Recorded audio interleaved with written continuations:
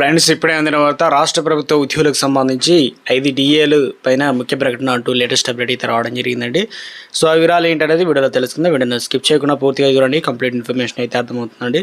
మొదటిసారి ఛానల్ వస్తే తప్పకుండా సబ్స్క్రైబ్ చేసుకొని bell button all notification activate చేసుకోండి. చూస్తున్నారు కానీ లైక్ చేయడం మర్చిపోతున్నారండి. దయచేసి లైక్ చేయండి. లేట్ చేయకుండా ఇలాగైతే వెళ్ళిపోదామండి. మనం త్వరలో ప్రభుత్వ ఉద్యోగులకు సంబంధించి రాష్ట్ర ప్రభుత్వం తీపి కబురు అయితే అందించనుంది. ఉద్యోగుల డిమాండ్లపైన ఇప్పటికే అధికారుల కమిటీని ఏర్పాటు చేసిన సర్కారు కొన్ని డిమాండ్ల పరిష్కారానికి అంగీకరించినట్లు సమాచారం.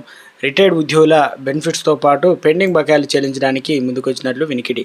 ఒక డిఏ ఆరోగ్య పథకం ప్రకటించే అవకాశాలు అయితే ఉన్నాయి. సత్వరం ఆర్థికేతర డిమాండ్లు నెరవేర్చడానికి రాష్ట్ర ఆవిర్వాద దినోత్సవం నాడు ప్రభుత్వం అధికార ప్రకటన చేయనుంది. ఉద్యోగ సంఘాల వర్గాలు చెబుతున్నాయి. పెండింగ్లో ఉన్నటువంటి 5 డిఏలో 2 డిఏలను ఇవ్వాలని ఉద్యోగులు పట్టుబడుతున్నారు. ఒక డిఏ విడుదలకు సర్కారు సుముఖత వ్యక్తం చేసినట్లు ఉద్యోగుల కథనం.